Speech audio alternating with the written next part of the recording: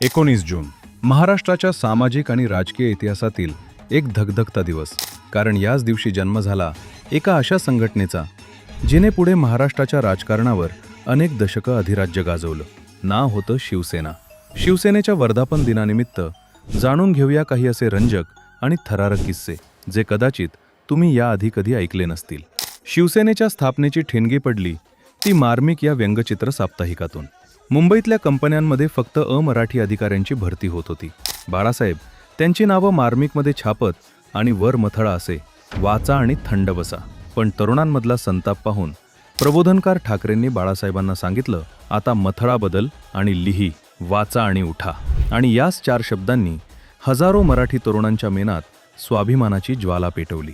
19 जून 1966 रोजी बाळासाहेबांच्या दादरच्या घरी प्रबोधनकारांच्या उपस्थितीत सत्यनारायणाची पूजा झाली आणि नारळ फोडून शिवसेनेची स्थापना झाली.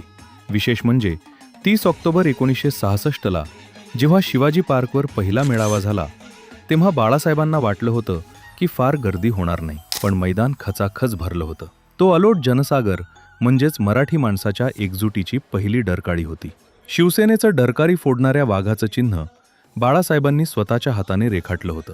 80% समाजकारण आणि 20% राजकारण या सूत्रावर शिवसेनेने महाराष्ट्रभर शाखांचं जाळं उभं केलं, जिथे सर्वसामान्यांचे प्रश्न रस्त्यावर उतरून सोडवले जायचे. तब्बल 6 दशके महाराष्ट्राच्या हृदयात धडधडणाऱ्या या शिवसेनेला आणि सर्व शिवसैनिकांना वर्धापन दिनाच्या भगव्या शुभेच्छा.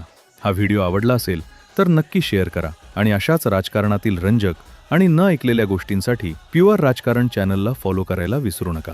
जय हिंद, जय महाराष्ट्र.